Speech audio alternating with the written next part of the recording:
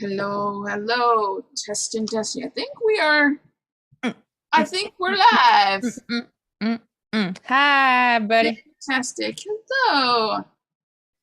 Welcome back to the 333 show and with special guest Lorraine Anderson, who we have been doing this for, oh goodness, past couple of months, right? Yeah, this is like our fourth or fifth session, but we took a little break.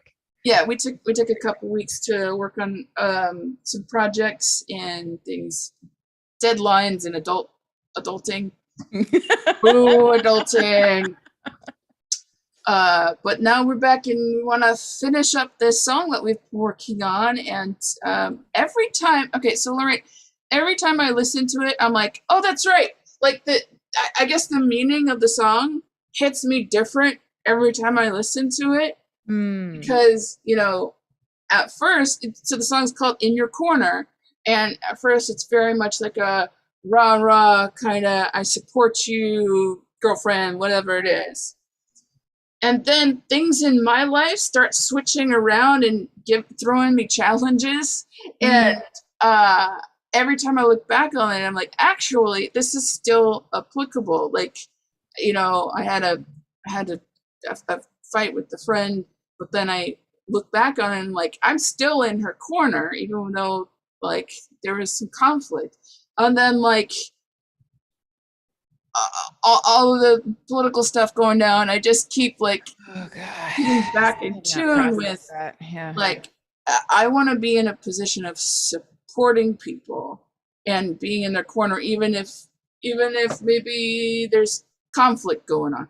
So I think we wrote a Love that. pretty awesome hell of a song, is what I'm trying to say. I think so too. And it's one of these, like what you're talking about, how your life changes and so does the meaning of the lyrics. Like, I think a lot of times I'll find myself writing songs where I don't necessarily know what those lyrics mean in the minute, Yeah, or I think I do, but then I'll look at them like a day, a week, a month later and be like, oh, wow, this is that, totally, that was that, that's what that means. Oh, kind of thing. It's hard to totally, see. It's hard to see when you're totally. inside it.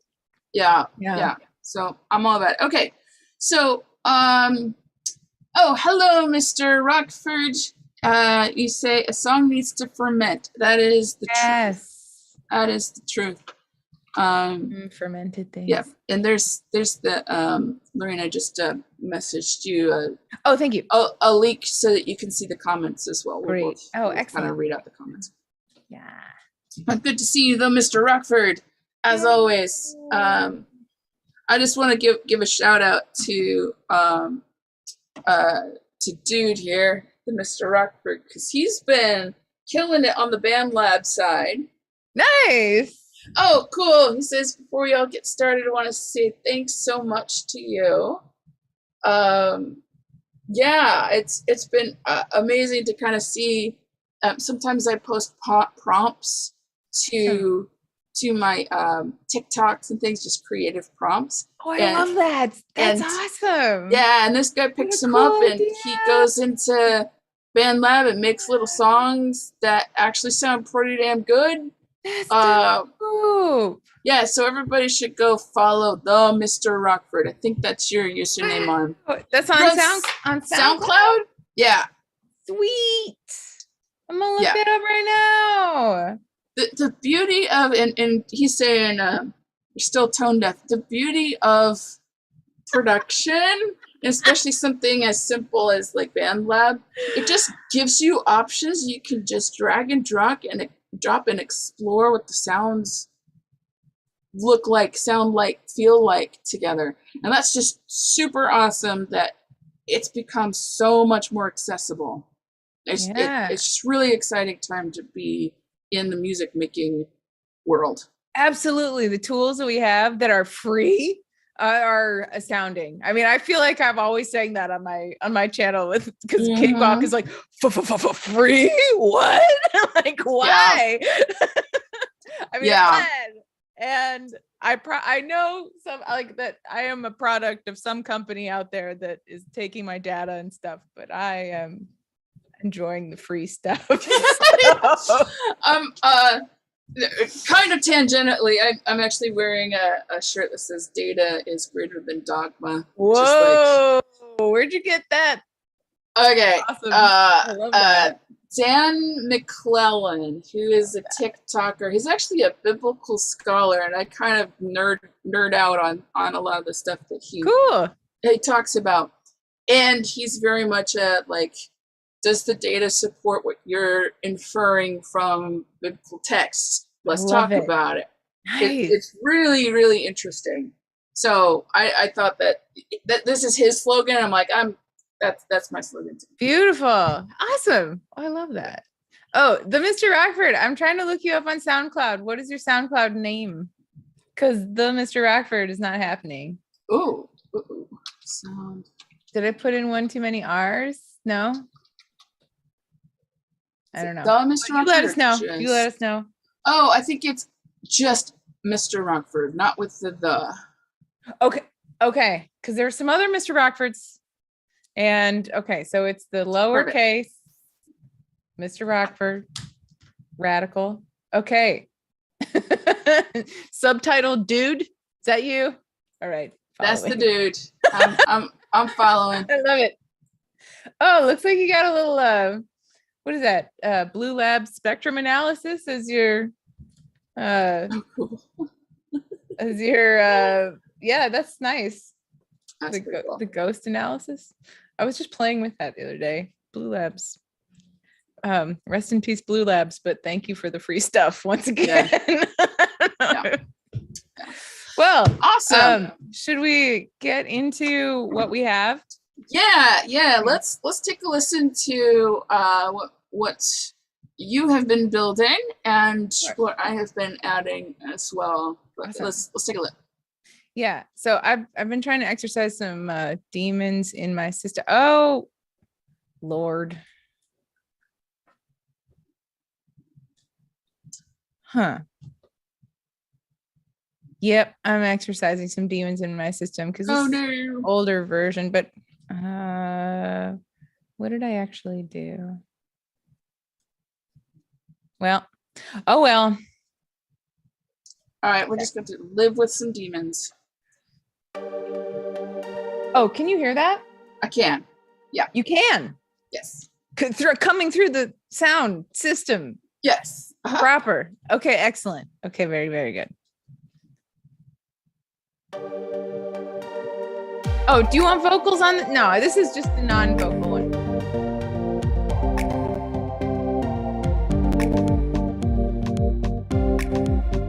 Actually, for this run through, go ahead and add the vocals just so that we could get whatever your scratch is.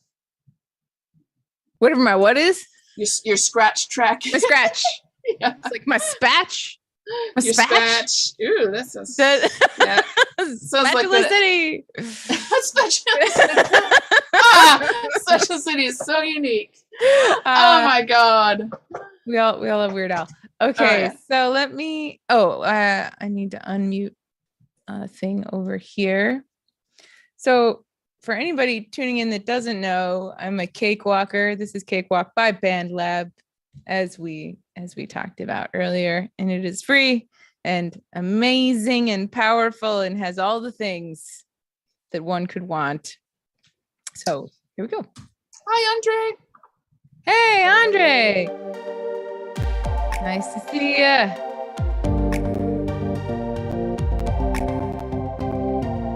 You gave me your trust, and they betrayed you in return. A lesson like that, I wish no one had to learn. You got nothing to hide, it's not on you. I know you tried, you did what you had to. Times when you don't believe in you, I always do.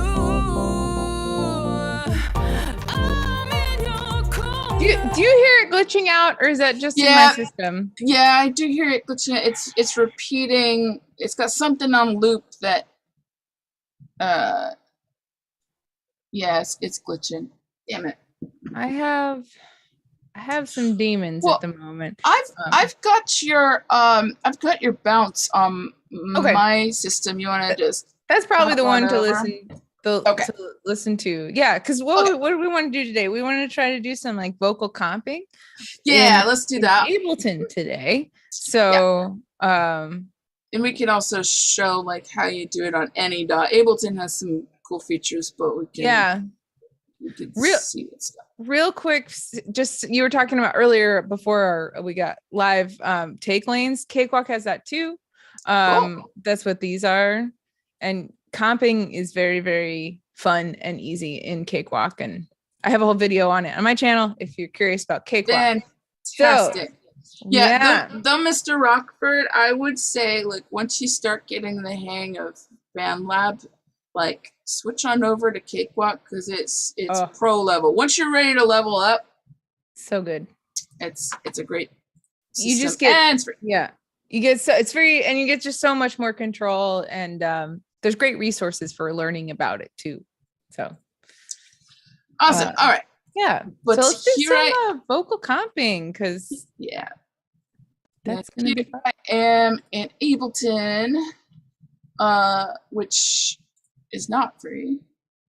But it's not that expensive though. It's not like compared to like what Pro Tools used to be and like all the others. Yeah, it's even compared to what Cakewalk used to be. Actually, Cakewalk used to be a very expensive program. And we are grateful to everybody who paid for it. And also compared to like how things were before home DAWs and home studios, like you'd have to hire an engineer, go to the studio, and rely on them. And this is good. Okay, so everybody can see that, and you can see now the chat going on. I kind of want to have it like side by side. It'd be kind of cool.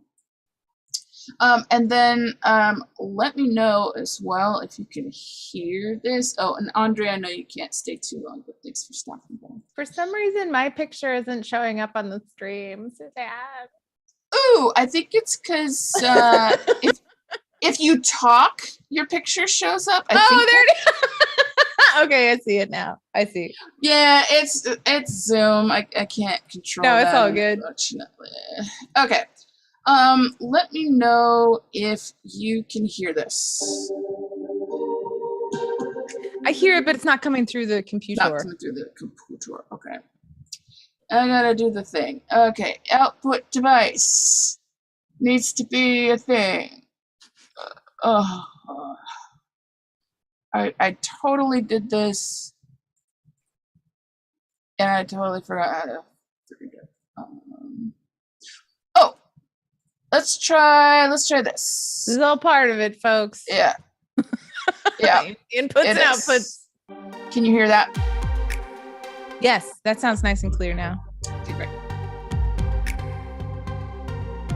You gave them your trust, and they betrayed you in return. A lesson like that, I wish no one had to learn. You got nothing to hide, it's not on you. I know you tried, you did what you had to. Times where you don't believe in you, I always do. I'm in your corner. I'm in your corner. You got this and I got you no matter what you do. I'm in your corner. I'm in your corner. I'm in your corner. It hurts. Now you Whoops. got better or worse. You can tell bullshit from flowers. You're gonna rise up stronger than before. No one's gonna beat you down or mess with you no more. I'm in your corner. I'm in your corner. You got this and I got you no matter what you do. I'm in your corner. I'm in your corner.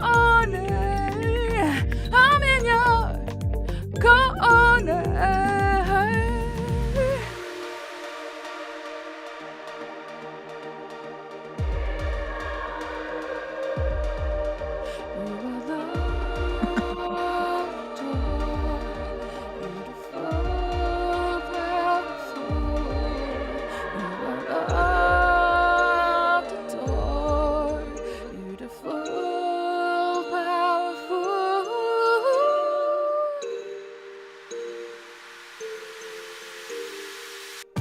I'm in your corner. I'm in your corner. You got this and I got you no matter what you do. I'm in your corner. I'm in your corner. I'm in your corner. I'm in your corner. All right. So All was right. that was one take, or was that something you had done some comping on? That was one take. So Okay. I had a couple other takes. Like I'm so used to back in Ableton 10, you would literally have to create new tracks and new tracks for every take.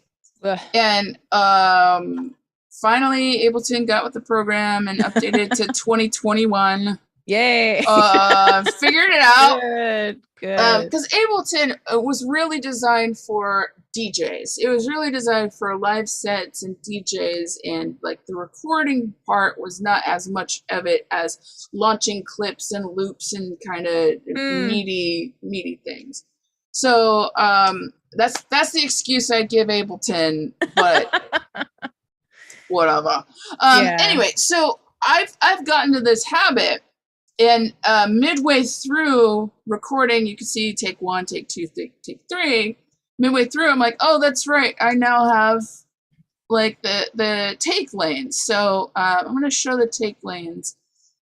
And the cool thing about this is I still kind of use this system where I'll color things red that I need to re-record. I'll color things green that are like, yeah, this is a great take. And I'll color these yellow where I'm like, it's iffy, or maybe it needs a little bit of melodyne or some like something that's a more easy fix. So nice. Little stoplight. Yeah, a little stoplight system in there. Love it. And I start everything a very neutral gray, and it's boring. And then when it's all green, that's when I know it's all good to go. Cool. So I like that. I definitely fucked up right here. Was it here? Yes. Now you got superpowers, for better or worse. Whoops. Okay. So that part is definitely, I want to try and see if any of these other takes are workable. So I'm going to just select this part and hit enter. And you can kind of see, I'm going to collapse some of this so you can just kind of see. First, I want to say thank you for being willing to have your raw vocals on the internet.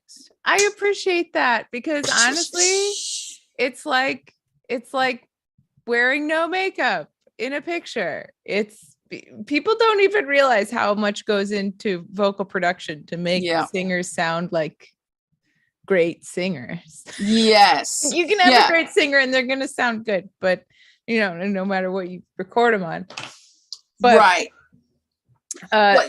To make them sound like they sound on the radio, it takes a lot of production. Yeah. Even with a great singer. Yeah. And this is just vocal production, which is its own thing. And there's vocal editing, and like there are actually people out there who do nothing but vocal production and editing. Right. It's a big deal. Yeah. Really big deal. So you can kind of see that here's your main lane. Box take 3 is kind of your main thing. But if I go to like say take whatever this is, and I hit enter, you can kind of see it automatically kind of goes up, promotes it and changes it. So and as we were listening to some and this is all what's the word? It's called. I just said it the other day. I just said it. Scratch vocal. Scratch vocal is just you lay it Spatch down. vocal. Spatula, yes, Spatula City vocal. Thank God. My sister just saw Weird Al actually the other night. He played Bakersfield or something ridiculous. Oh man. Someday. Here's a great live show. Okay, anyway, so what I'm gonna do right now is here's this first take. I'm just gonna go ahead and promote all of that so I can listen to it. If I wanted to just listen, I could just hit that, but I am lazy, so I want to hit enter instead of click on things. That's obviously beautiful and perfect. Beautiful and perfect. Yes. Wow. Yeah. Also beautiful and perfect, and I love it. That was definitely warm up. That's fantastic. That was definitely what I would call warming up. I love that. I like that you don't have the red light fear. I feel like I'm held back even a little bit from doing that. Like when it's on, I'm like, I don't even want to breathe or like be like, so just trying to get it as clean as possible. But fuck that. Yeah. We're gonna be cutting and pasting all over the place. So. Exactly. Free. And I'm just noticing I'm pulling up my other screen that our faces are in the middle of the chat. Okay, here we go. Blah blah blah blah blah blah. Let's and that's also a technique I've started to do, like even with my TikToks. Like I'm starting to purposefully film myself looking like trash and posting it. Even if like, so yesterday I was just like, here's a morning blog. I know I look like trash. Here's my hair. If I do this, what do you think? Kind of thing. I don't even care like if anybody sees it. I am practicing just being me. Yeah, the messy bun. Yeah, I had a messy bun and I unwound it. It was all curly. Anyway, all right. So that's me just living life online. I think that's the next movement though, Suzanne. I feel like there's, we were all excited about the shiny everything on Instagram and everybody's perfect life and look at my perfect food and I'm on a yacht. And now we realize like, oh, that's all nonsense and makes no one feel good. And so just bringing more authenticity is the new black. Totally. Like I'll also put in like I worked with the life coach for a hot second, and one of the things that she did that blew my mind was kind of walked me through some of my perfectionist tendencies and just like, okay, if you're perfect, then what? And I had to answer every time when I say, okay, if I'm perfect, then like I'll be accepted in society. Okay, and then what? And then, like, she really walked me through and asked me, like, what do you get if you are perfect? And at the end of this trail, and then what? And then what? And then what? I was like, I don't know. And then people will love me? I don't know. And, like, it was very clear that was total bullshit. Because then she asked me, like, how many people do you love that are perfect? And I'm like, 0, because nobody's perfect. And she's like, hey, guess what? People connect because you're vulnerable and real, not because you're perfect. In fact, perfection disconnects people. It like makes you feel like other than like I remember when I was a kid, there's like the perfect family in church, right? And it's like they're kind of untouchable. And they're kind of like over here, and it's hard to relate to the absolute, perfect family. So all that to say, here's our song. Okay. I feel like we're working on the next song right now. Yes. It's called And Then What? And then what? Yeah. And then what? And then what? And then what? Okay. Like Little thing on perfectionism. Here we go. Oh, Duda's philosophy before we hit play. Dudaism advocates and encourages the practice of going with the flow, being cool-headed, taking it easy in the face of life's difficulties, believing that this is the only way to live in harmony with our inner nature and the challenges of interacting with other people. Wow. All right. Did you like have Buddhism? I love it. Did you have that like copied and pasted? Just ready. Instances like this. It's pretty this great. Is the moment. Great. Do you have this on business cards? I love it.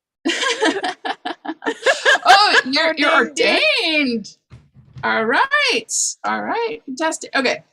Let's hit. You do have it on Notepad. I love it. Okay. Let's actually do some vocal comping now that my spiel is yes. over. Okay. You gave them your trust, and they betrayed you in return. A lesson like that, I wish no one had to learn. You've got nothing to hide. How big of sections do you? Sometimes I'll knock it down to just like word by word, not usually, but usually like by measure. But how do you usually go about splitting it up? I think the first pass through, it's kind of like maybe measure by measure.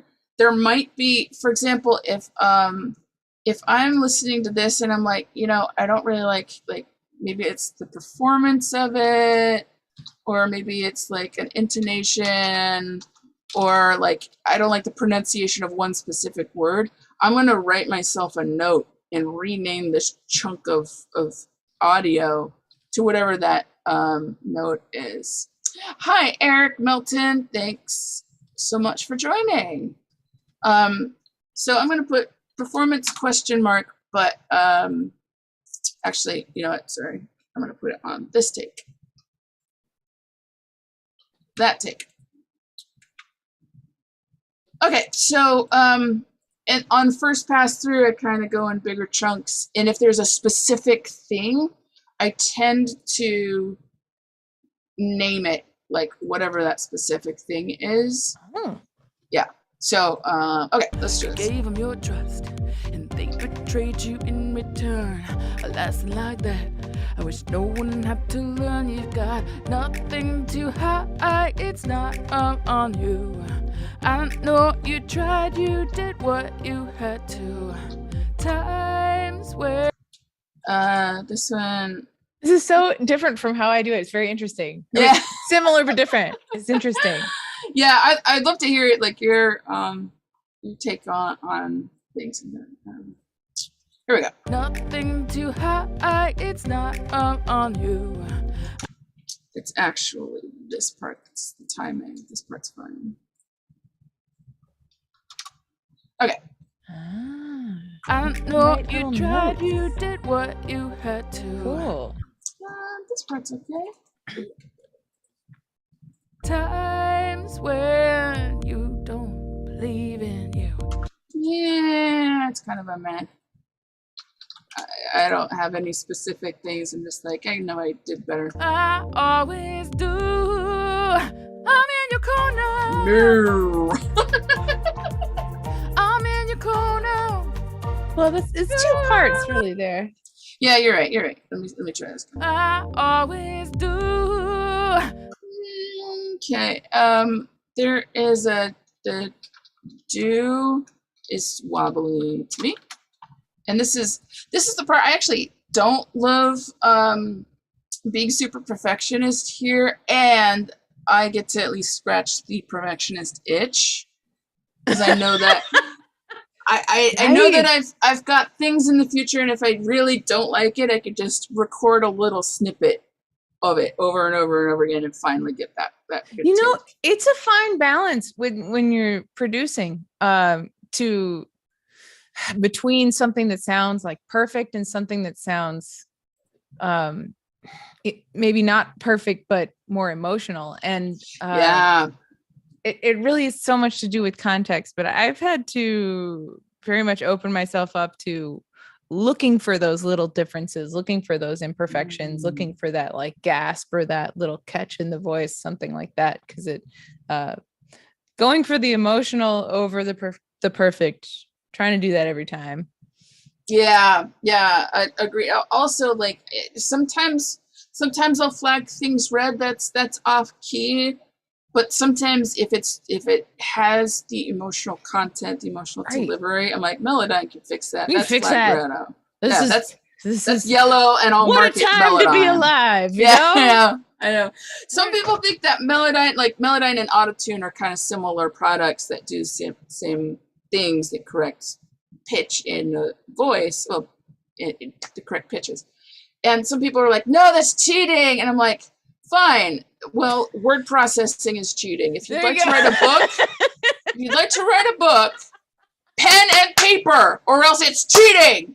Right. Or like typewriter, I guess. Right. I guess. Yeah, I like that. I like that analogy. Eric says, using Cakewalk, I normally delete my first 2 takes. I never like them. I need to get better with practicing first, so I usually leave and come back to it. I think that's really smart. And actually, that's what I did on Vox Take 1. That is literally what these 2 tracks are. It's just me just running through it and abandoning it. There's like an element of trusting yourself too, that like you'll be able, it's a non-hoarding mentality, right? I've been trying to practice this where it's like, I want to get everything recorded and just keep it stacks and stacks of things. But it's like, just have the mentality to trust yourself that you're going to do a great job and you'll be able to repeat that greatness without feeling like, oh, I sung my best ever in that take that I didn't record. It's over for me. Like, don't.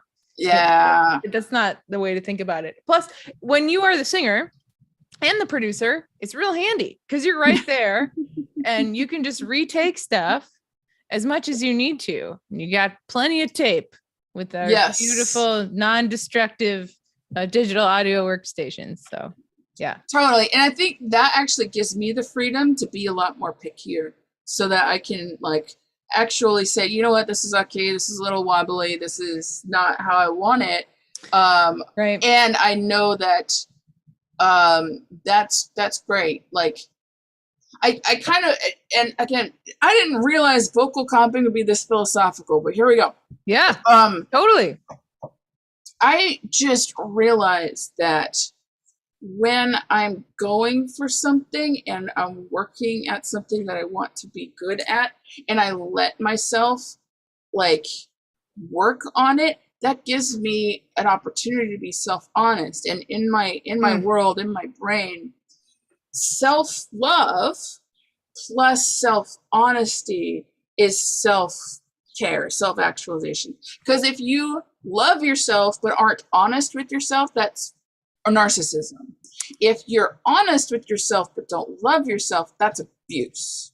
And so this is all really coming out when I'm doing vocal takes that I can have, and I'm not shitting on myself. I'm like, that take wasn't great. Yeah. It's not that I'm not saying I am a terrible vocalist. I'm saying this take wasn't great. And I can have that self-honesty because I have that layer of self-love. So, okay. All right. That's beautiful. I'm writing this down. Yeah. Okay. Anyway, back to this stuff. Okay. What am I doing? Here we go. I'm in your corner. You got this. That's a nice that's a nice filigree that you did, a little vocal filigree. I like that. Yeah, I think this is actually pretty nice. A little note about that. A little time issue at the top, but there's a nice performance there. This one, I'm in your corner. There's something about corner, something about the pronunciation. Corner. There's just something weird about it. I'm in your corner. No, corno. Corno. Corno. That's gonna be a no from me. Well, let's see what else is available. What I think is interesting about this, Suzanne, is that you're going through one take and making notes about what you think about the different parts of that take. I imagine you're gonna do that with the other takes as well. I'm gonna do that in the places that I don't mark green. Oh. So if I mark something green, I don't have to. I might listen through and I might want like maybe another take has more emotion to it or something, but I can rest a little more confident in these parts that I don't have to listen with a real fine-tooth comb here. So the first pass through just lets me like keep what I want to keep and not keep what I don't want to keep. Fascinating. I'm always paranoid, even if I like a take, that there's a better one around the corner. Around the corno. Around the corner. Around the cornhole. Mr. Awkward, yeah. But really, I end up like doing a lot of A being, which isn't bad. But it is more fatiguing, I would say. Yeah. Well, I also this also just happens to be my process, and so I think whatever fits you and your artistic, like if you like to be really, fine tuning and things and really wanting the best versus taking maybe a shortcut when it's something is green and you don't have to like pay attention to every second of all of your takes. This is only 3 takes. Well, technically 4 or 5 because I have these throwaway takes. And we can search there. Also, when things are colored red, I know that I can just go straight to these sections and search those sections and go, I like this better, this better, this better. I can see that. So when you picked this take to look at, was it because like, oh, this was a take that I felt good about? To start off. Great question. I think this was just simply the first take. I do typically, and now that I'm looking at it, I do typically start the last take because usually that's like I've gone through and worked through all the shit. We did listen to the last take in our work through, but now that I'm looking at it, I am actually examining the first take. Gary Thompson, hi, hey, nice to what's see up? You caught us. Yay. Cool. All right. We're only talking philosophical when there's no business to be philosophical, but here we are. I mean, here's the thing though, like I feel like music is philosophical and production even more so. We get caught in a lot of techno babble, I think, which is part of it, but so much of it is about getting the emotion. Like that's what Quincy Jones was all about. Like there's only one way to know if a production is good, and that is if you get the chills, if you get the goosebumps, and that's it. So it is a lot about emotion and trying to get a good vocals are like they're like the top of the hill, they're the king of the hill, the queen of the hill, the them of the hill, and it's got to be engaging, it's got to be emotional. Yeah. Hey Gary, so we actually took a couple of weeks off. The last couple of what is 2 weeks? 2 weeks off? Yeah, so, about 2 weeks. I had some projects. Yeah. I'm sure you had projects. But it's good to see you. And the Mr. Rockford says that's how I said when my songs is done. Does it feel right? Yep. Totally. Okay, let's get back to the thingamajigger that we're doing.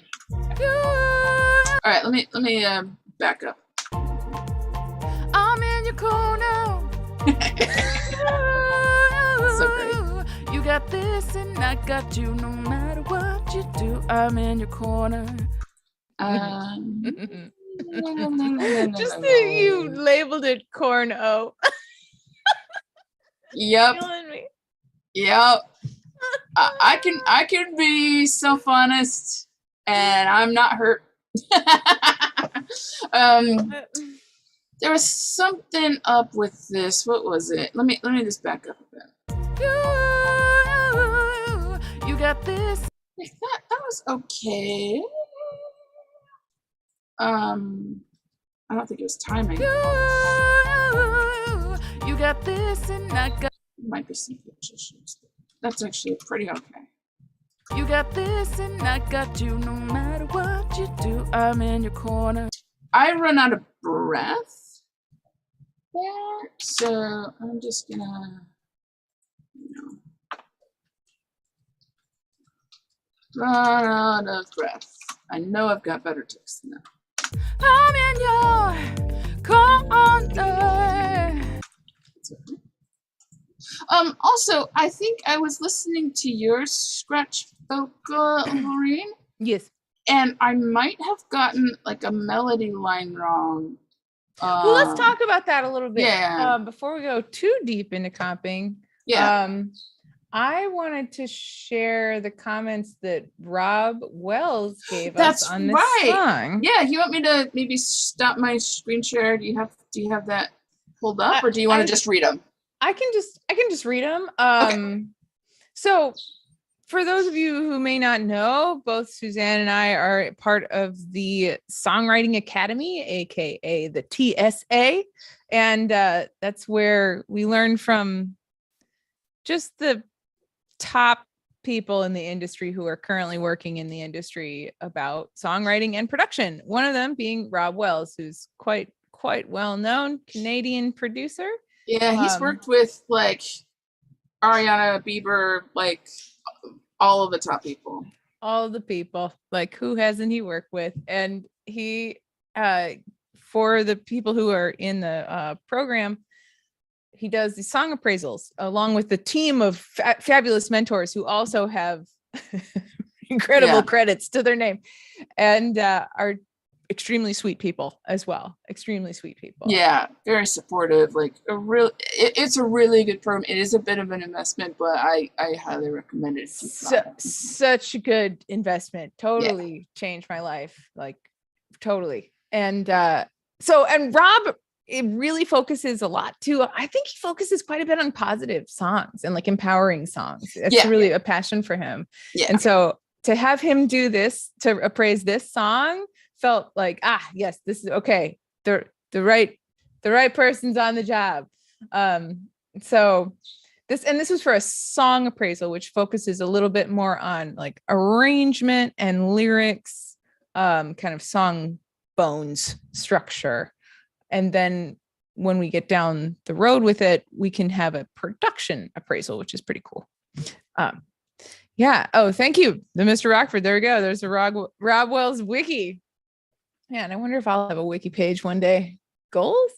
Anyway. Yeah. So let me read what Rob said about this. So he says, this is almost a complete slam out of the park. Great song, great production. Really enjoyed listening to this song. And yes, that chorus is easy to sing. I was a little worried about the chorus being a little too high, that because it jumps up quite high, but he says it's easy to sing. And it reminds me, he says, it totally reminds me of an updated version of Ace of Base. Do you remember them from the mid-90s? Of course. Yeah. I can't help but make things that sound 90s. I'm working on it, but it's just in me. I love that song called The Sign, but yes, your song is very catchy. I'm still humming that chorus. Yay. Smiley face emoji. I also love your lyrics. They hit home very nicely. This is most likely going to be a short appraisal. I do have some thoughts, however, to make this song a little better. First, I feel like your chorus melody is the best part of the whole melody experience. The verse, not as much. I feel like it's more a jam session at this section and could do with a little more careful crafting. I also feel like it's going up too high too soon, almost like a blues jam. It feels like it's running out of, it feels like it comes running out of the gate as soon as it's opened. It goes high right away and takes any power out of the upcoming pre-chorus. I might have to read that again here in a minute, but yeah. There's a lot in that paragraph. I know this song is dated, but I love the melodic growth of TLC's Ain't Too Proud to Beg so very much. It really lifts so naturally from beginning to chorus. Have a listen, see if you can dissect what they're doing on this song and apply it to your own. Of course, vocal range will depend on how low you can go at the beginning of the song. This is really interesting too. He says, I would change up the chords for the chorus. Your song is very much rooted in G minor for the majority of it. In order to have more dynamics happening in this song, I'd love to hear the chords change to an E flat realm for the chorus. The best part is that you can keep the same melody. Maybe try something like E flat, B, F suspended fourth, F. E flat. E flat, B flat. Sorry. Yeah. E flat, B flat. F suspended 4. And then F. Ooh, I like an F suspended 4. That's pretty. See that. Oops. Oh. That's giving me chills. I love that. Oh.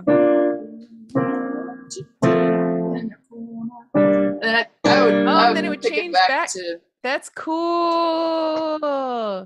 Ooh. That guy's smart. We should probably do something like that. Yes. I love that. Maybe some homework will be if you can get me a recording of those chords. Cool. Yeah. Anyway, that's so cool. He says, see how that feels over your melody, and then you can go back to G minor for your second verse. He says, I know this isn't a production appraisal, but holy smokes, the sonic world of the instrumental section should be featured a lot more than it is. It's gorgeous! Exclamation mark, exclamation mark, exclamation mark, exclamation mark. I feel like that feels really, really good. I gotta say, just like coming from Rob Wells. Woo! Yeah. I know this. He says, so I feel like the track you have currently feels very heavy-handed. You're telling somebody that you're supporting them and that they're amazing, and yet the track is dark and brooding. I feel like with his suggestion of those chord changes, that'll help it a lot. Yeah. He says, with a track like this, I'd much rather hear a like, get up on your feet, soldier. Sometimes this happens where the lyric doesn't match the production. If you can swing things around so that your more lighthearted instrumental section ends up being the main production for the song, it might work really nicely. Interesting. I think he's talking about the bridge there, maybe. I think so. Maybe. Yeah. It's the more lighthearted instrumental section. I'm not sure. All right. Thanks for hanging, Andre. I appreciate it. Thanks. So yes. Says perhaps you can try an alternate version for this production, see how it sounds. It's not a bad idea. And he says, that's it for now. I hope this appraisal has helped you. I look forward to hearing this song again once you have had the chance to rework it and hand it in for a secondary appraisal. Sincerely, Rob Wells. Lots of great suggestions here. That chord change is awesome. Yeah. And then also that inspires me to stop doing the vocal comping because we need to rework some melodies. There's also like, and I've been in this situation where I get feedback from somebody I really respect and I like actually disagree with it. But I think I might disagree with, you have the full autonomous right to say, no, this is my song.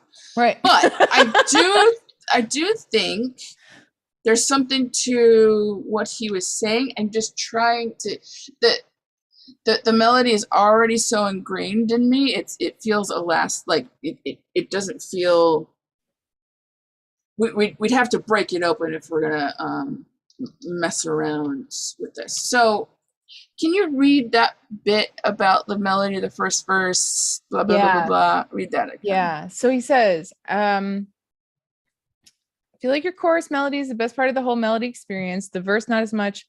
Okay, but all right. I feel like it's going up too high too soon, almost like a blues jam. So first of all, let me get that in my head. So da da da bum, da da ba ba da da da da bum, da da da da da da da da da da da da da ba ba ba ba ba ba ba ba. He thinks that's too high, huh? Yeah, I'm curious. I don't really see it. I'm wondering if he might be thinking of it as like there's almost like two pre-choruses, kind of. a little bit. Like we even wrote it out like verse A and then verse B. B. Yeah. It is like it's almost two pre-choruses, yeah, which is interesting.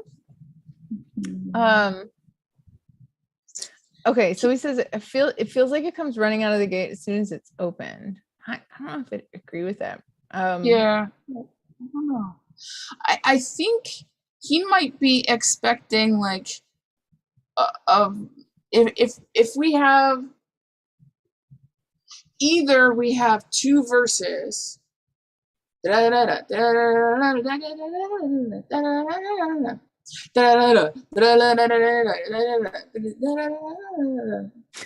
your corner.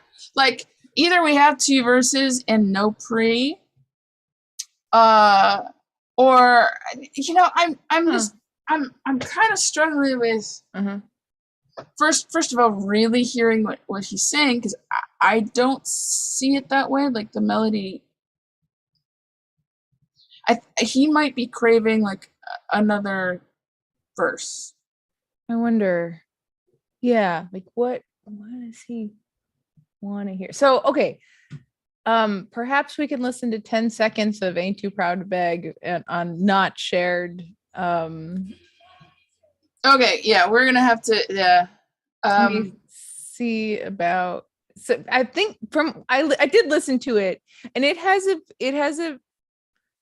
I mean, I feel like it has kind of a similar thing that what we're doing in the beginning. It like kind of has a low sort of bounce to it. Yeah. Like it does. So I can see why he would have that. That's yeah. Ah, crap.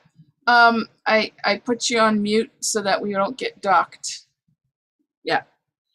The Mr. Rockford, are we talking AABA structure? We are still in the ABC, ABCDC. Like we're still have verses and choruses, and like there's a bridge and pre and all that. An AABA structure would be something like Over the Rainbow, and a lot of actually kind of a lot of Beatles songs will do this. But so an AABA structure, somewhere over the rainbow, way up high, there's a river. Somewhere up on the that's the B. Somewhere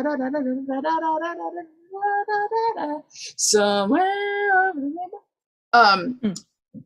That's an AABA structure, and it kind of doesn't have a chorus. It might have a refrain, somewhere over the rainbow, but we're still working in verses, pre-choruses, choruses, bridge. It's kind of the more popular way to go nowadays.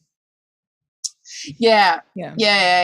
So it would be like, I think I do kind of see like we might not need a pre if we change up the chords to the chorus, like, because we have a bridge, we have a lot going on. It's odd. I'm listening to the TLC and I honestly feel like we kind of did a lot of what they did. weirdly. Okay. Well then, Rob Wells pre-chorus. It's like a it's kind of high, whereas their main verse is like do do do bum bum down down down down bum down, and then they have a pre-chorus like da da da da ba da ba da. Okay. So I don't know. We're not that far off. Okay. So then I would say I very much respect Sir Rob Wells's opinion, and I don't see where he's coming from, and I kind of a little hard. I kind of like what we've got going. Okay. But I respect his opinion. Yeah. Let me think about maybe you know what we could do is with the pre, maybe it doesn't have to go as high as it does. So because I get why. Okay, here's what I get. Because when we're saying you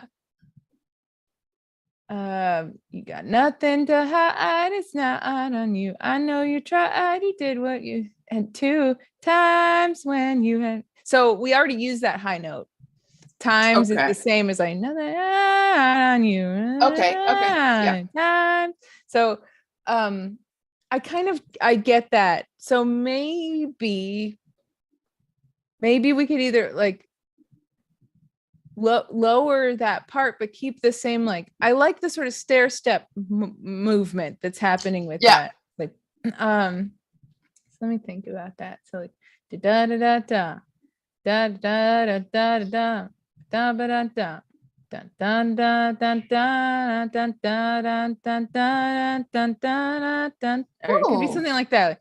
Yeah. Dun dun dun dun dun dun. Well, that's too jazzy, but yeah. Yeah. Dun dun dun dun dun dun dun dun. Dun, dun, dun, dun, dun, dun, dun. That might work nicely. Yeah. And it sort of builds it up a little bit and makes it even more of a stair step. I do like that. I think he was responding like this thing about being too out of the gate. Like I think he was responding to the higher note in the last part of the verse. So it would be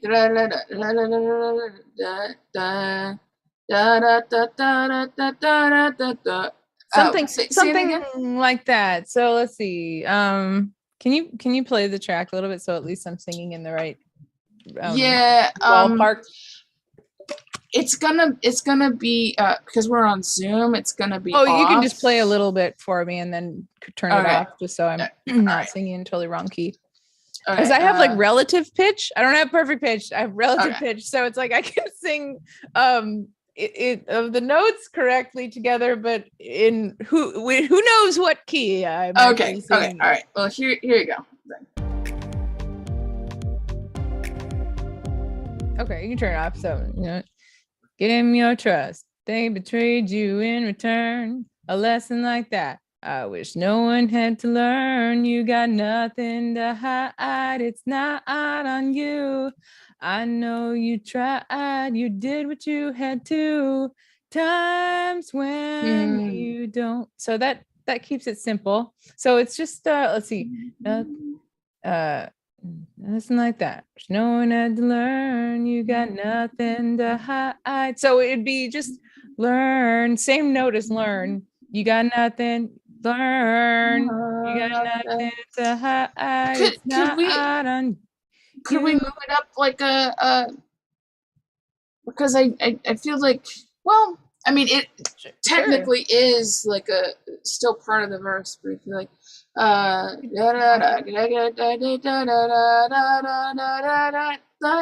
don't know. No. Can you poke it out on the piano?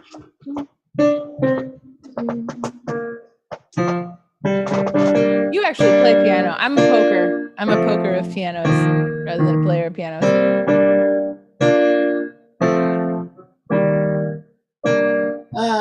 Gave me a trust.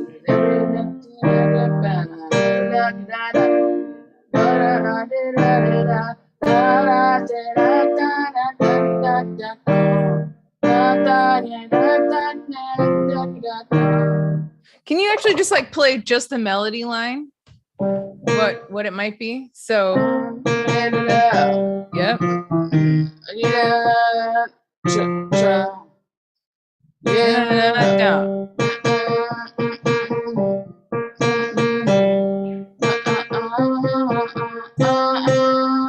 Bum. Oh, bum bum bum. Yeah. Like almost bum bum bum bum bum bum bum bum bum bum. Maybe. Yeah, that's nice. Yeah, so it'd be just a step up from where learn was. Let me sing through that. If it feels right, I'm going back to Louis Directford's advice right here. In the end, does it feel right to you? Let me. Always good. Give me a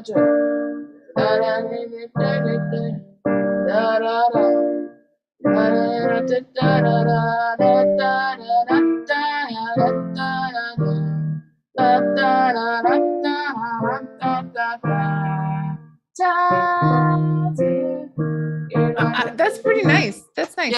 Yeah. Yeah. Columbus, find a key and land on it, and then steal the land, and then Yeah, I guess that's what relative people. pitch is. Yes. Okay, let me do a little recording voice memo of what I'm thinking here. So yes. I'm gonna take a very tiny break. Be right back. Okay, do it. So let's do this. We start again. Handy dandy little vocal thing. Okay, great.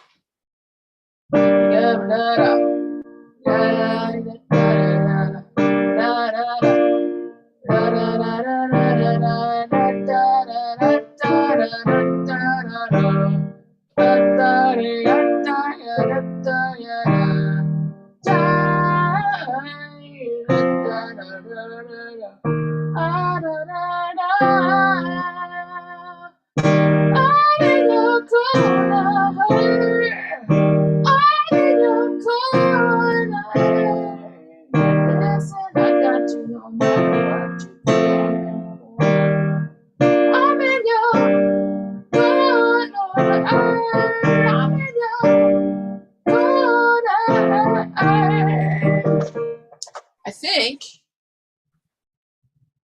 but let me actually work through that a little bit, because if we're gonna do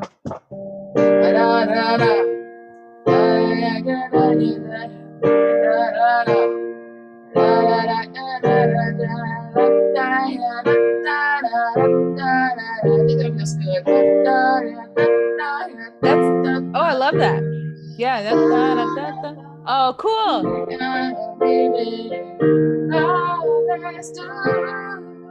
Ooh, those are really nice. I think that works. I love that. And you use different chords in the pre a little bit, and I like it.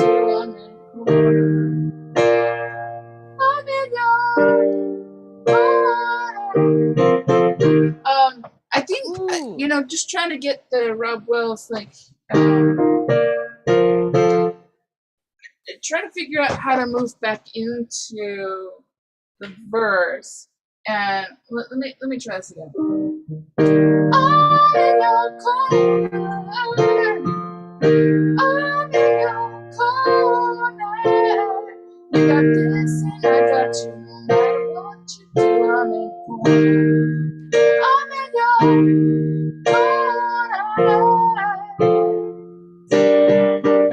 So I'm not sure if we want to switch back to the minor key, because we've got two parts of a verse and then two parts of a chorus. Yeah, we have things going on. So I'm wondering if the post-chorus, like the I'm in your boom, corner, if we wanted to go if we wanted to use the same major key stuff, it's only so. You got this and I got you. No matter what you do, I'm in your corner. I'm in your corner. I'm in your corner. And then we go to verse 2, whatever that is. Interesting. Or we could switch back to the minor on that post-chorus, and that would sound like this. You got this and I got you. No matter what you do, I'm in. I'm in your corner. I'm in your. I think that's closer. Actually, I kind of want it here changing. So I want to hear it changing on let's see. You got this and I got you. No matter what you do, I'm in your change corner. Yeah. So it would be a little faster. It just makes it a little bit more badass. Okay. Because this is a boxing ring metaphor. Yeah. And so to say I'm on your side and this is uplifting and yes, let's do this, but just say when it comes down to it, I'm in your corner in this boxing match. And so it gets a little more like, you know, get your gold cape on and like the music is going. Yeah, so yeah. So Yeah. I don't mind hitting that minor again for the badassery. I'm with you. I'm in your corner. Yeah. But the chords that you were using on the pre just now, I liked them better than what I had. And I don't even freaking remember what I did. Was it I think it was literally just E flat and F. Yeah, E flat F. So get another.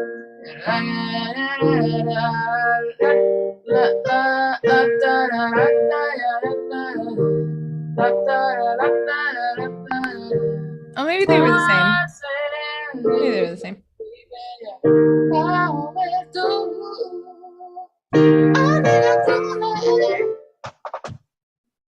Yeah. Yeah. Okay. Maybe they were the same, but it just feels different going into that new chorus chords. I think it both feels different, and there might also be like a couple of notes in there that kind of adds some nice tension and texture. I kind of like what you've got, to be honest. Okay. But you know, everything's negotiable, right? Yeah. But for the chorus, those are cool chords. Yeah, I think we should do that, and then in that little post chorus, switch back to the minor. Yeah, let's see. Where would it switch back?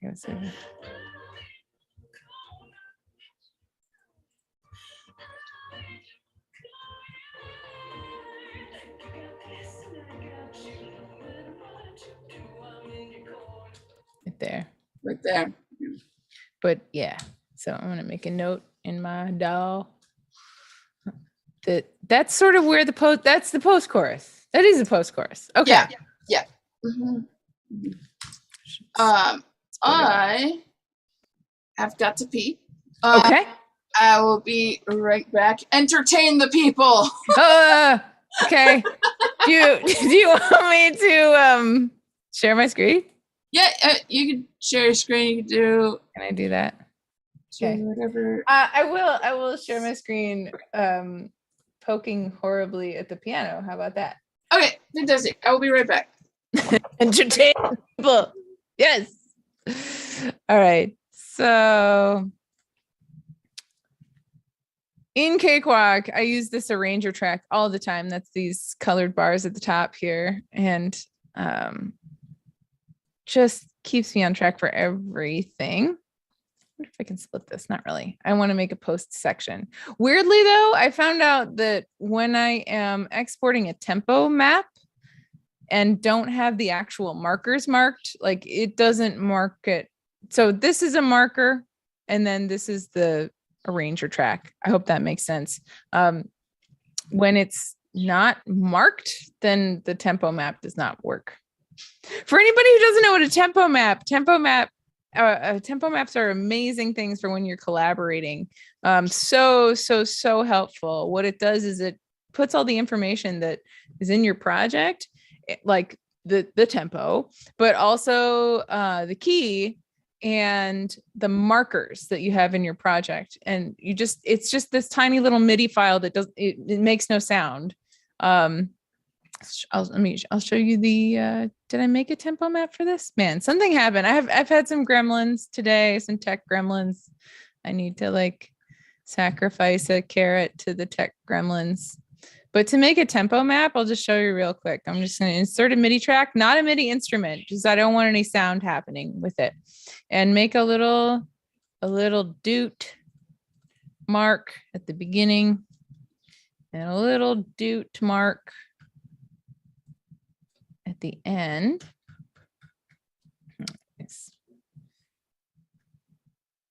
And boop, just like that. And then I'm going to call this in your corner, labeling your tracks, really important. In your corner tempo map. And then to export this so I sent Suzanne a tempo map so that she could put it into Ableton. So it doesn't matter. Like I'm in Cakewalk, she's in Ableton. And when I send her this little tiny MIDI file, it'll have all the information for tempo and markers of the project, which is very, very helpful. Having to guess the tempo or try to like match it up isn't always perfect, but giving somebody a tempo map just makes you look so professional and like you know what you're doing. So to export this, I would select just that and then go to export MIDI. And I see I already made one called a tempo map. So, and all it is, and let me show you what that will look like. If you're opening it, like if Suzanne was opening it on the other side, I'll go to this folder. File management. It's a big part of being a producer. Doodly-doo-doo-doo. So if I go to this MIDI file and right click, please, and go to open with, and then on Suzanne's side, it would be open with Ableton. And in my side, it would open with Cakewalk. So let me open it to show you what that would look like. Tempo maps are not something I learned about like on the YouTubes on the internet. Nobody seemed to talk about them, or at least if they did, I did not pay attention at that time. But our wonderful mentors at the TSA, Julian Hinton, I learned from his production class about tempo maps. I thought, oh golly, how cool. So here's what this looks like when I've opened it up. So it has the tempo of 110 beats per minute. And then it has all these markers up here where I can make an arranger track section, and I should be able to insert sections by selecting everything and then create sections from markers.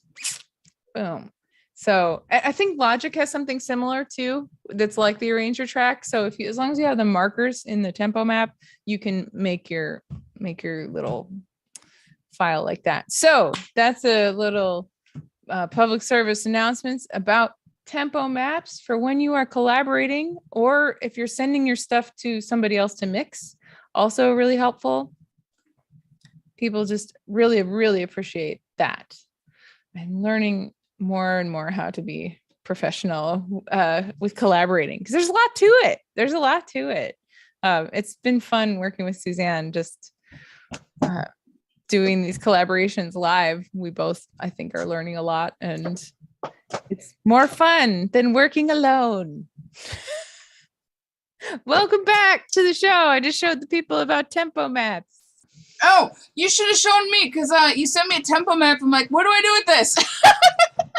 I'd be glad to go over it very briefly. So, okay, tempo maps are so very helpful. So, Suzanne, let me ask you this. Have you ever collaborated with somebody and they send you a file and you have to ask them, hey, what BPM is this? Yeah. And where are the choruses? Yes. So the nice thing about a tempo map, I was just going to say, so if you go to that tempo map file that I sent you and I was showing on here, if you right click and go to open with, and on your system, it's going to be like, you can open it with Ableton. Mm-hmm. Then look at this. Here's your tempo map. So it already puts in the BPM, and look at the top. All the markers are there. No. Yeah. Interesting. So even though I work with Cakewalk and you work with Ableton, it doesn't matter. It's just a little MIDI file that contains all the information in it that would go cross DAWs. Like I have another collaborator who works in Logic, and I give him tempo maps. And so that's very cool. And I don't know how Ableton has like an arranger track type thing, but if you wanted to make markers, you'd probably just do something like select all and then create sections from markers. Boom. Interesting. All right, let me try this on my end real quick because I dragged and dropped it into the session, and it was a single MIDI note, and I'm like, what do I do with this? Right. Right. God, but I have to open it. Let me just see. Yeah, go to open with, and then that will have a new section. Okay. Open. I'll stop sharing. With. Do you want me to share it so you can see? Sure, if you want. Yeah, because tempo maps, I feel like they're such an important, helpful thing that I never learned about from the YouTube University. I ain't ever heard of it before, and I love it. Yeah, it's so helpful. Hopefully, if I can open with, choose another app. Shut up. Where's the Ableton? Where am I? Ableton. Weird. Weird. What do I do? Look for another app on that PC. Whoops, what happened? No, I don't want that. See, that was the note. That was the note that showed up. Like, why do I need this, Lorraine? Why do I need this, Lorraine? I mean, it's send me a mistake. It's labeled tempo map. I get an idea that it's gonna tell me the tempo. Great. Yeah. Okay, let me try. Actually, let me try dragging and dropping. I'm gonna have to get out of Ableton. I'm curious to see what happens if you drag it and drop it into an entirely new session. Yeah. If it will sort of mold the data around it, but yeah, I think you're able to search for the program to open it with. Well, you'd think, but this is Windows, so I'm in Windows too. You never know. Sometimes it will just give you like, oh, here are the official list of like programs you can use for this type of file. And I'm like, but that's not everything. And it's like, yeah. I think there was an option to look for other programs from. I'll try it again. But oh, there it is. Yeah. So let's see what happens if we just drag it in there. Okay. So it should. It did not, but if I just drag it in, blah blah blah. There's your one MIDI note, dude. And the tempo has not changed, right? So technically it has. So it's changed for the duration of this clip. So it's 110. Okay. Now by default, mine's set at 155 for some ungodly reason. But it's like an automation. That's really fast. Isn't that really weird? And then it does like put the time signature in as well, but just for the duration of this thing. Okay. So I'm wondering. Yeah. Doot doot doot doot doot. So alas, it does not really work in Ableton by dragging and dropping. By dragging and dropping. So let me try this thing again. Open with. I'm going to choose another app. Oh wait, no, Ableton was right on the top. There you go. Was it? Yeah. Okay, let's see. It was not there before. It totally was not. Let's see what happens. Is it doing it? Is it doing the thing? No. Thinking about it? Maybe. Do you have to close that? Maybe. Probably, but with Ableton, you can't have multiple files open. So what if I? No, these are just sets. Oh, you can't have multiple projects? No. Oh, that's a shame. Let's see. All right, let's You can do that with Cakewalk. You can like drag clips from one project to another. Aren't you special? Well. And yours was free. Me and my fancy freeware. Yeah. That sucks. Well, It sounds great in theory.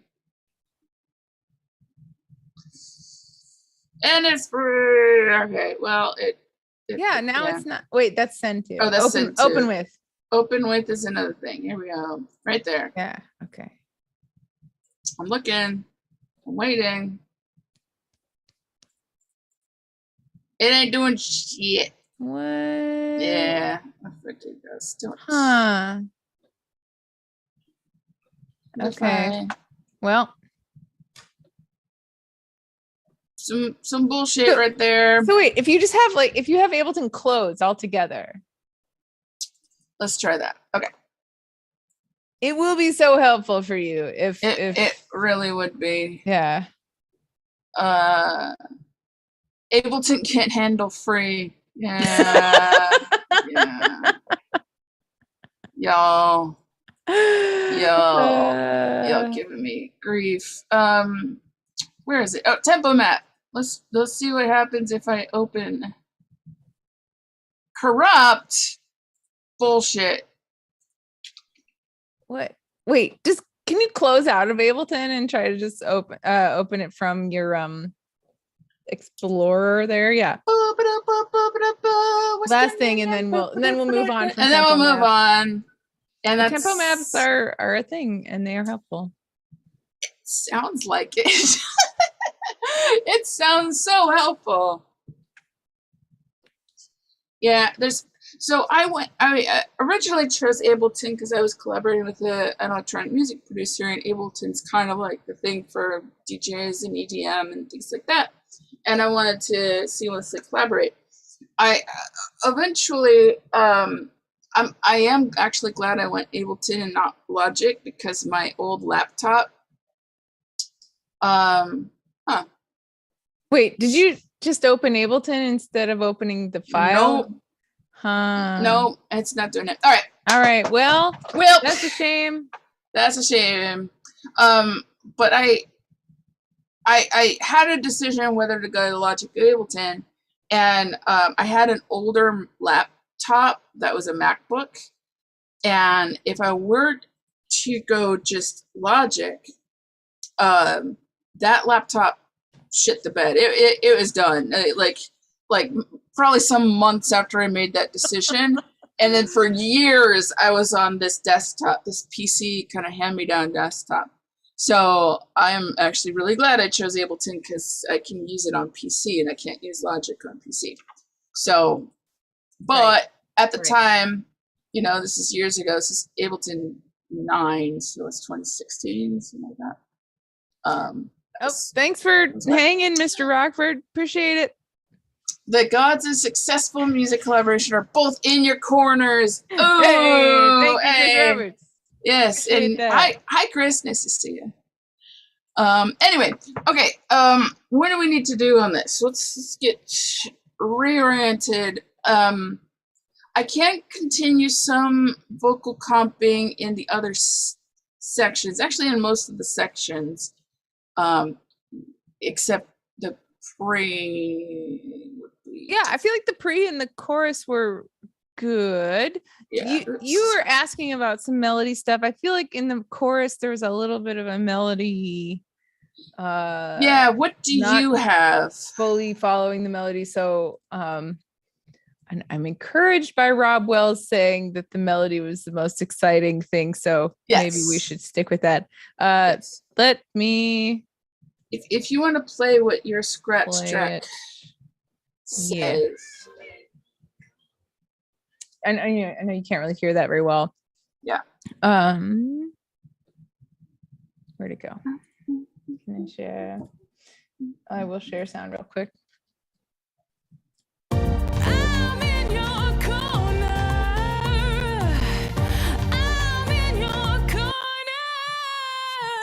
You got this and I got you. No matter what you do, I'm in your corner. I'm in your corner. Yeah, so there's this. Let's see this. I'm in your corner. Wait. Oh. Let me do a different chorus. Okay. I'm in your corner. I'm in your corner. That Got it. Yeah. It's very like kind of like R&B sort of. Okay. Yeah. Okay. Cool. Cool. I'm in your And I corner. can. I repeat that, right? I do that. I think The so. other Yeah. one too, right? I'm in your corner. I'm in your corner. Yeah, that little bounce on. It's kind of exciting. Okay. And then like, can you play the full chorus in context? Because I think I might maybe sing like another melody cue in that post chorus. Sure. Yeah. I'm in your corner. I'm in your corner. You got this and I got you. No matter what you do, I'm in your corner. I'm in your corner. I'm in your corner.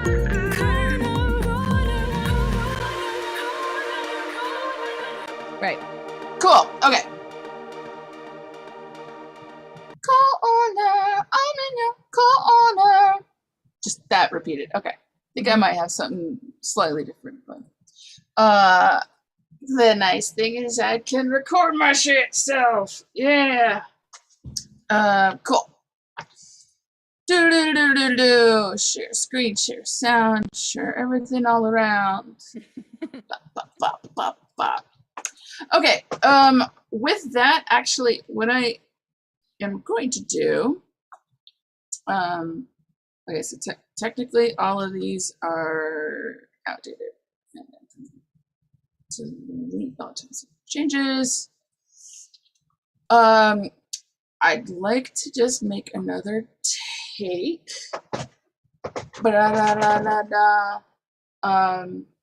It might be out of sync over Zoom, but we're gonna do what you're gonna do. Right. That's okay. Here, I'll mute myself. Okay. We're going to find. First, let me do the markers real quick. So this is definitely V1. Will you be able to play the piano, the new piano part, and then? Oh, sure. Yeah, I can do that. I mean, it doesn't have to be right now, but I mean, it would sound. I mean, you might want to though, because to sing. Yeah. Well, to sing over the new. Yeah. I can definitely do that. So let me. That would be smart to do now. So let me map out because your map didn't work. Sorry. Manually. Okay. Yeah. I've thrown my hissy fit and now I'm back to being professional again. And they betrayed on you. I don't know, you tried, you did what you got. Nothing to hide. No one have to learn. You've got nothing That's to verse hide. B. It's not on you. I don't know, you tried, you did what you had to. Times when you don't believe in you. I always do. I'm in your corner. Suzanne, you're cute. Chorus. Well, you know what's interesting though? Yeah. So you were wanting to do a on the beat right there, which is not a bad inclination because honestly, we've gone off the beat for the so it's like 3-4-1. You gave me your trust, right? So it's on the 2, right? Yeah. So then we do it the no. yeah. 1. It's also on the 2. So you know what I mean? So it's not. I feel like we could switch it up, and that would be a good thing to do. Yeah.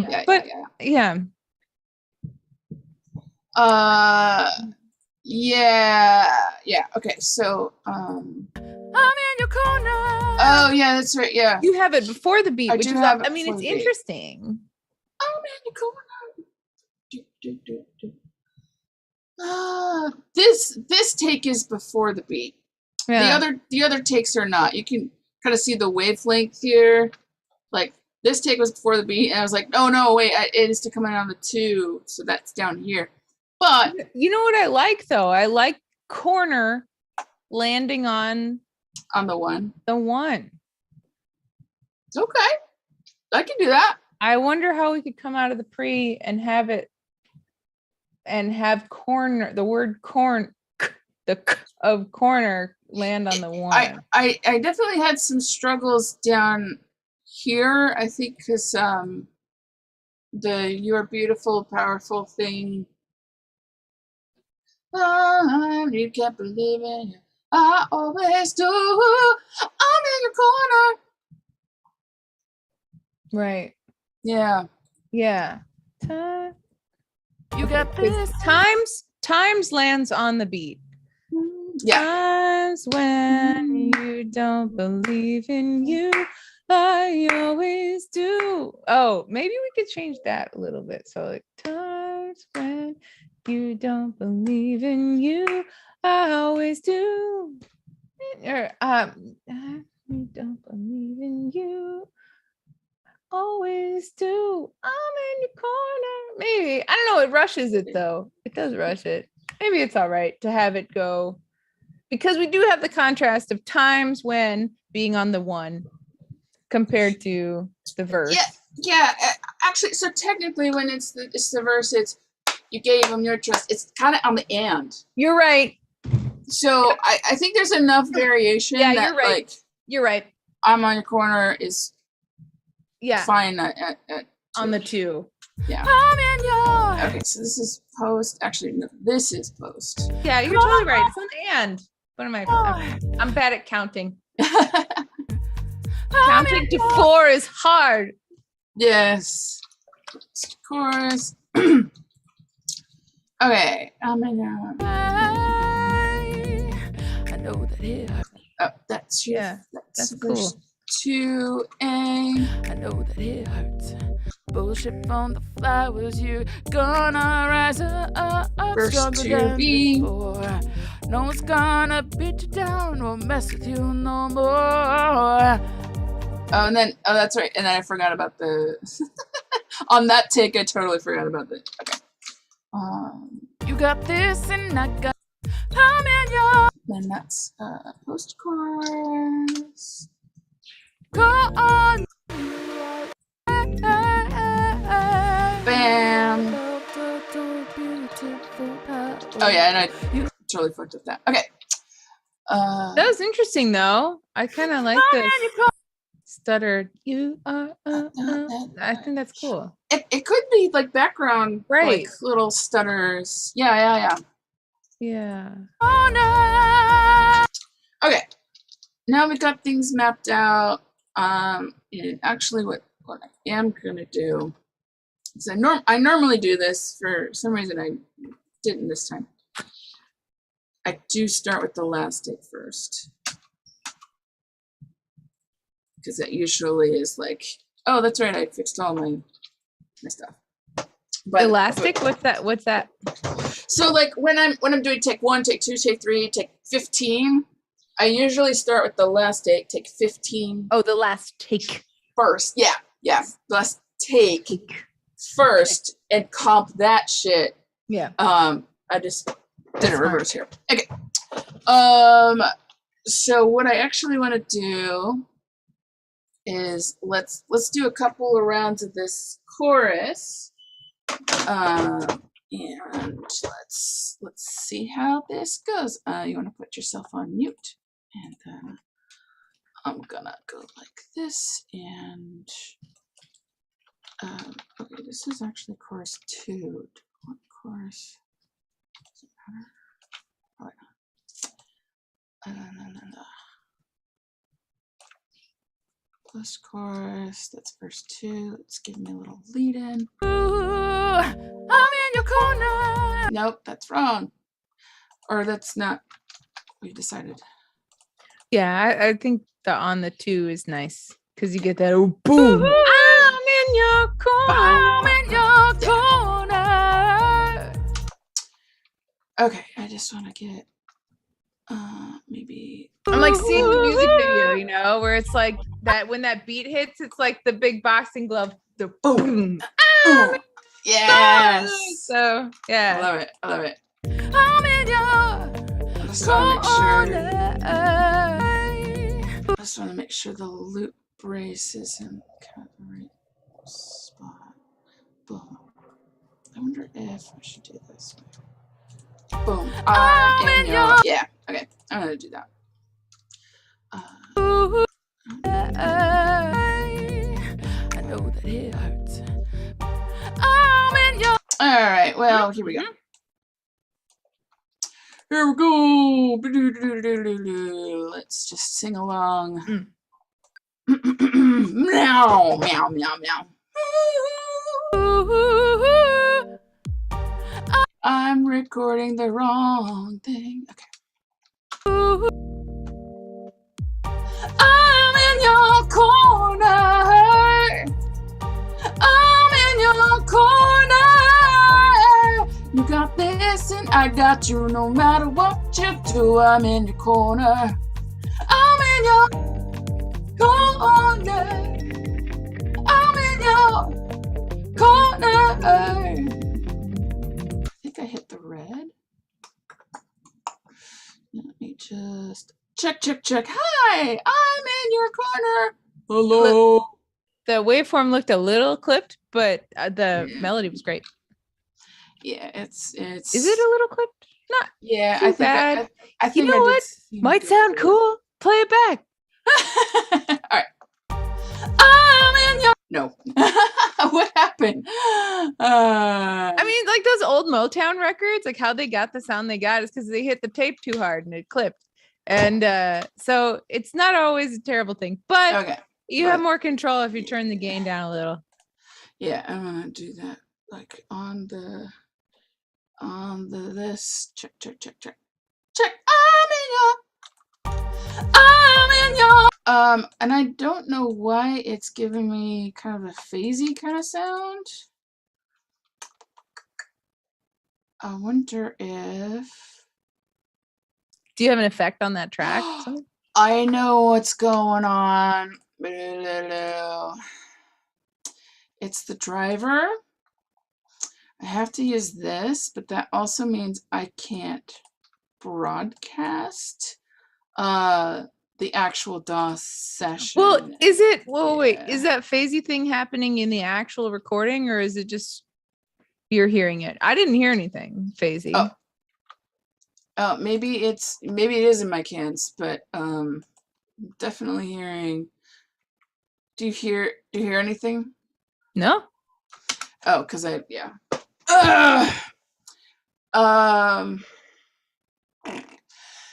So there's a magic elixir of ASIO driver, Ableton, and PC that makes it literally impossible for me to zoom this session and record it in a way that actually is in sync and sounds good. So when I play it back, I am absolutely hearing like a double phasey something. It's almost like it's almost like the same track but just like a millisecond off. In the file?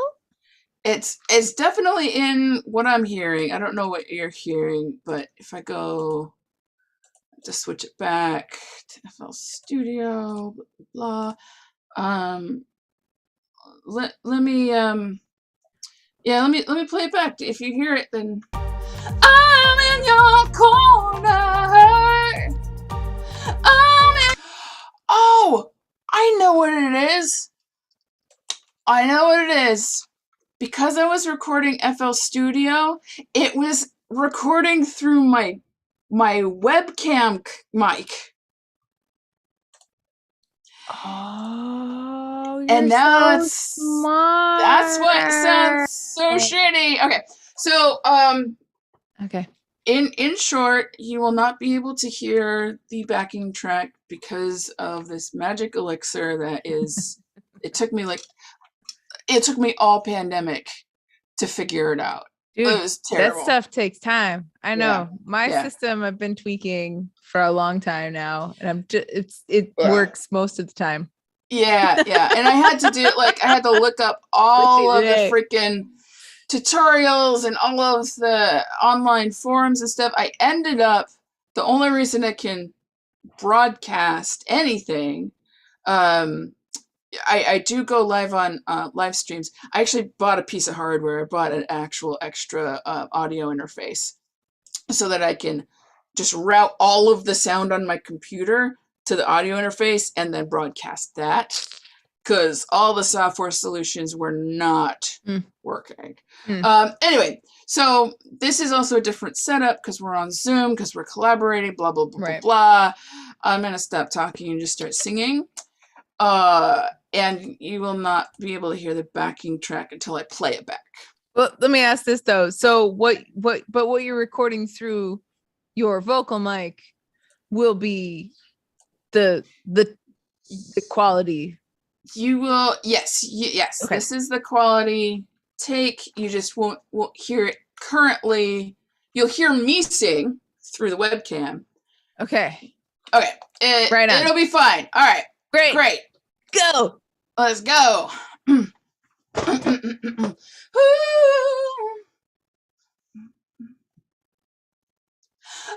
in your corner. I'm in your corner. You got this and I got you no matter what you do. I'm in your corner. I'm in your corner. I'm in your corner. I'm in your corner. I'm in your corner. You got this and I got you no matter what you do. I'm in your corner. I'm in your corner. I'm in your corner. Okay. There's a couple of takes, so let's try and see that in context. Nice. I thought those were good. My gain is low. That looks good. That looks like a healthy waveform to me.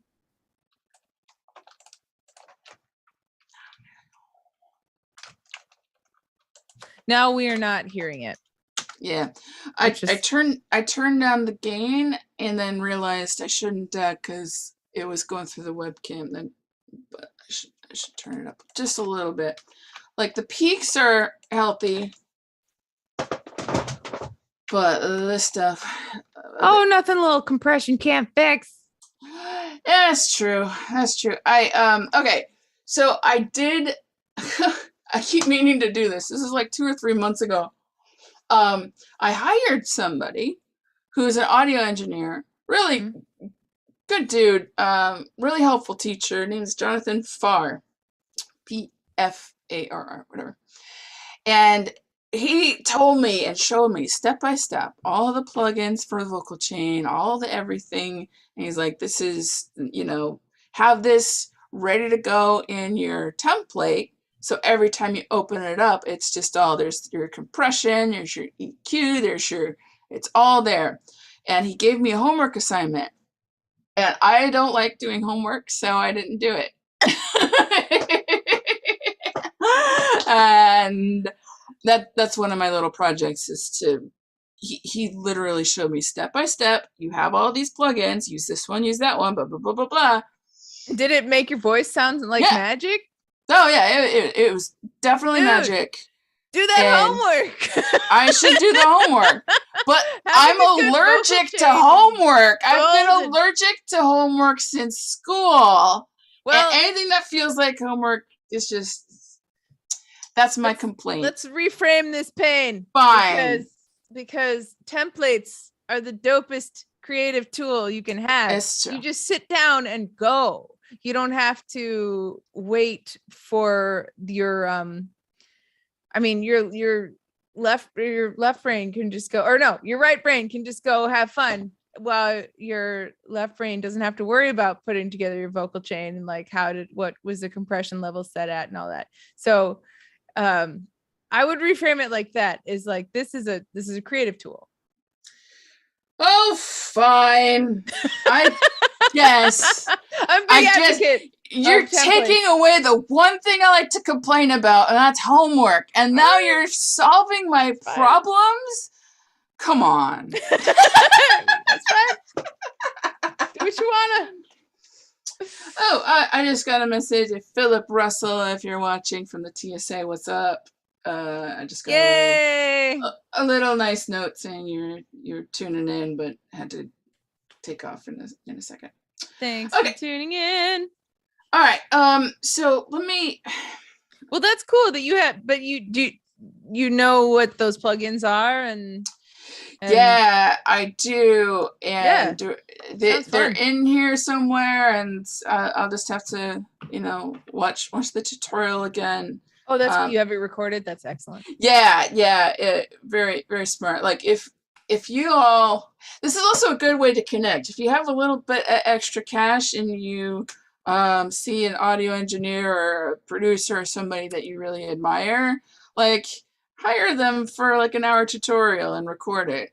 That's so smart. Like, cause this guy's like worked with like Rick Rubin and Kanye and people. Like, I guess he worked at the some legendary studio out here in LA. Wow. So I'm like, hey, okay, let's connect. I'll hire you. Let me rent your brain for an hour. That's so smart. I love that. Yeah. Okay, so I was in the middle of doing things, and then my ADHD brain was like, "Blah!" No, it was important to talk about compression and vocal shades. So. It was, yeah. So the compression here, I got no compression whatsoever. I don't know if we want to run this through post recording or if we want to put a compressor on before. I have two thoughts on this. Okay. First thought is that don't bother because it takes up computing power that you needn't take up. On the other, it's nice to sort of hear things as they would sound. But I have the feeling you're going to be taking some more vocal recordings, right? Because we're going to do some different, we got more things to do on the verse. So I wouldn't bother with too many plugins or fanciness. All right. Okay, so I'm gonna do like maybe one or two more of these takes. Now putting the gain back up a little bit, and I'm just gonna look at my red. I'm in your corner. Okay, that's fine. That did peak a little bit. Maybe it's mic placement. I'm in your. You got this, and I got you. That's okay. That's still okay. Ooh. Okay. Let's do a couple more little takes here and see what happens.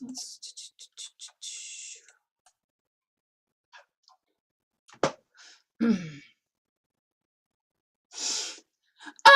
in your corner.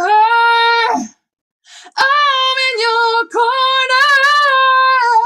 You got this and I got you. No matter what you do, I'm in your corner. I'm in your corner. I'm in your corner.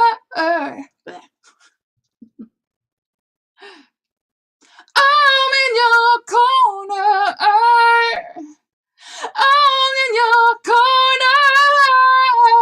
You got this and I got you. No matter what you do, I'm in your corner. I'm in your corner. I'm in your corner. Okay, so in the I'm in your corner, I'm singing along with the marimba, no, the thumb kalimba? piano. Yeah. Which I like. Oh no. Okay. Yeah. There's something. It's if I do it the first time, it feels right. If I do it the second time, it feels off. Like I want to do some sort of like instead of go on, I'm in your go on. I don't know what's feeling off. I think it's too samey, matchy twice in a row. I can see that. I can see that. I could also see the argument for repetition being catchy and wanting people to know it so that they can sing along the second time with you. Okay. Yeah. All right. Let me throw in a variation. Let's see how it feels. Play with it. See how it feels. I think that's See how it smart. feels. Okay. And I might hate it, and I might like it. I don't know. I'm in your corner. I'm in your corner. You got this and I got you. No matter what you do, I'm in your corner. I'm in your corner. I'm in your corner. I don't know. Let's listen back. Oh, I have to switch this so you can hear. All right, let's listen to this last tape. I'm in your corner. I'm in your corner. You got this and I got you. No matter what you do, I'm in your corner. I'm in your corner. I'm in your corner. I think what is feeling off actually is that there's like an extra note in the kalimba, which I might want to just clip because I like having it ring on. I'm in your corner, and the kalimba is boop boop boop boop. Boop. And yeah, I think we can cut that and have it go Okay. right along with the melody because it's nice to have the sort of the backup, the unity, right? Yeah. Okay. That could also be the reason why you want something different. You got this. You know? Okay. I wonder. Okay. I'd like to at least punch in another. You got this, and I got you. I feel like somewhere in here there's a good take of some of these, but I just feel like another chance at that, like Punching in getting is a good little more- idea. just getting a little more grit and gravel to the you got this and I got you, or something like that. We've honestly written a challenging part because it goes very high Straight to from like it gets in the passaggio, right? Like so it's easy to get caught. So I think doing a punch in is smart. Okay, let me do a couple of those and find the right place. You got this and I got you. No matter what you do, I'm in your corner. Yeah, it's a cool part. It's challenging. It's challenging. When I was singing the scratch, I was like, "Oh shit! Should I stay in my head voice or should I go to my head voice? Yeah, Maybe exactly. I'll do both." Okay. Exactly. All right, so let's see. That's the looped part, and you'll. Okay, let's try that. You. Okay.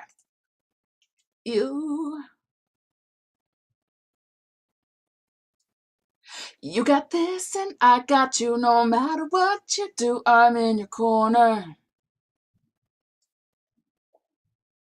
You got this and I got you. No matter what you do, I'm in your corner. You got this and I got you. No matter what you do, I'm in your corner. A little more attitude. You got this and I got you. No matter what you do, I'm in your corner. You got this and I got you. No matter what you do, I'm in your corner. All right, I think that last one was a. Let's see. Great attitude in that last one. Totally love the attitude. Yeah, I think. Let's see. I'm gonna go with this, and let's play that.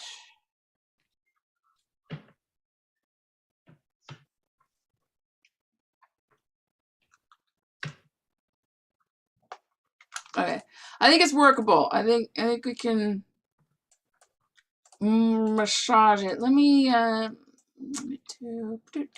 try that second to last one.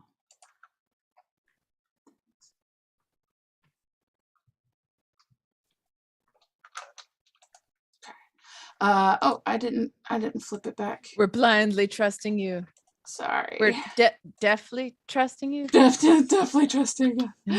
All right, let's All right. Let's try that. You got this and I got you. No matter what you do, I'm in your corner. Yeah. Nice. Yeah. And then I'm gonna try this second to last one here. You got this and I got you. No matter what you do, I'm in your corner. All right, and I think it's probably one of these last three. I mean, you can always do combos too. And So I can do combos. yeah. Exactly. Also, I want to offer this. Like, if you let me ask you this: do you enjoy vocal comping? Sometimes I'd rather it be it, like if I'm feeling pretty persnickety and I want certain controls. I've had experience where I'm working with a producer and they like auto-tuned the shit out of something that I wanted to not be, you know. Yeah. If I'm feeling persnickety, but sometimes I get really in my head. It's tricky, isn't it? Like, especially with one's own voice. I find that I can get kind of like burnt out kind of quickly working with my own voice, whereas like with my co-writer Christian, I could listen to his voice for hours, so it's like no problem. So I would offer, if you would like, I would be happy to comp takes if you wanted to send me WAV files of these things. Yes, anything that you would want. Okay, but I also fantastic. totally get it that it's like, no, I have a sound in mind, and like I don't want certain things auto-tuned, and I like the flavor of certain. I totally get that too. So I feel like that, where like I wouldn't necessarily hand over certain parts, but yeah. Well, actually, for this, it might help to have another pair of ears on it that isn't my own voice. So let's go ahead and do that. Let me figure out if I export. Does it export every take? That's the question. Well, there's got to be a way to. Oh, interesting. Well, how about how about this? You just like send me your favorite 3. Okay. And that, like, don't worry about comping those, 3, but just like send your favorite 3, and that should probably be enough. 3 or 4, however many you would want to send. And that's when you get the new verse melody also. Right. Yeah. Yeah. So, okay. All right. Do you want to do that between? Do you have time this week? Let me look. I should. Okay. Let me write this down. Okay. So my tasks. It's not homework. It's not fun. homework. It's fun. Thank you. I was just gonna say, it's not homework. It's fun. It's for funsies, not worksies. Okay. So my fun work is okay. Suzanne, export top 3 takes for Lorraine to comp. Yeah, and if either depending on when you send it, we could either comp, like I can do a live comping on our next session, or if you send it before, then I can have something already put together. Okay. Either way, it'll be cool. It will be cool. Also, let me get some new chords for you for the chorus. Yes, please. With your like fancy MIDI sustain notations and everything. It's a little fancy. Did you tell me your sustain pedal is broken? Is it still broken? That's homework too. You need to like duct tape a paint stick on there or something. So I did find a workaround. definitely found a workaround. I do have an external extra pedal that's normally with my tour kit, and I've plugged that in. It's a little awkward, but it works. Good. I do need to fix it though, and that's again homework. That's definitely a homework thing. That's like a That's I gotta go find an L bracket and get some metalware to wire the yeah. You know, I signed up to be a musician and end up being an electrical engineer. Right? I don't know. How did this happen? I don't know. Anyway. Yeah, okay, so my tasks then for this week: export the top 3 takes for you to comp, and get you some new chords, and your tasks are to receive those top 3 takes and comp them. Yes. Top 3 takes, and you know, if you got time, comp them. Otherwise, we'll do them live. But I think part of the reason I think it's interesting to at least broadcast this part. Some of the other stuff is like tedious and like y'all don't want to hear it. But I think like everybody has different approaches to vocal comping, and so I'd love to see your process. Okay. Yeah. Well, that would be really cool. Yeah, absolutely. Absolutely. Go through it. And then and any other tasks on your end? I think that's it for I might just mess around with the sounds and like really look again at what Rob said about lightening up.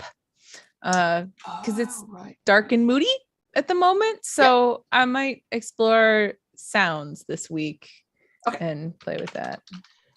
Okay. I was inspired to do that anyway. So I had a really good master class today where he was just like making things and playing with sounds. And at the end of it, he's like, enjoy noodling. And I was like, all right, yes. Hey, so that's my task, noodling. Okay. I need to noodle this week. Okay. Noodle exclamation point. Yeah. That's it is your God-given duty. It's my duty to noodle. Yes. Duty to noodle. Say that 10 times fast. Duty to noodle. Duty to noodle. Duty to noodle. Duty to noodle. That's our new song. That's the next song. We're doing duty to noodle. And then what? Yeah. And then what? Yeah, there's two more songs. Duty to noodle, and then what? Yeah. Great. Okay. Great session. So nice to see you again. Always such fun to see you. Yeah. We're hoping. I'm looking on my calendar, just verifying. That's a good idea. Next Wednesday or next Monday. My brain said Wednesday when it clearly was like. It's Monday. July of the 4th of the independence of America. July 4th is canceled. We're not independent anymore. Britain called us back and we're like, y'all can't handle yourselves. You've shown time and time again. Yeah. But yes, it is July 4th, so we can not do that. I would enjoy it. I don't have anything else going on, but you let me know. I think it'd be fun I'm down to do it. I'm down. I only have something later on that evening, so I'm ready to go. Okay. All right, we'll do it next week. Excellent. It's been a delight. As always. Thank you. Fantastic, and I'll see you next week. And everybody else, I'll see y'all either next week or I do Mondays and Fridays, 3:33 p.m. Pacific. Sometimes I work on my own stuff. Sometimes I just do like covers and requests, whatever is alive in the musical life of me at the time. Nice. But I just do Mondays and Fridays, 3:33, and we'll see you all when we see y'all. All right. All Bye right. for now.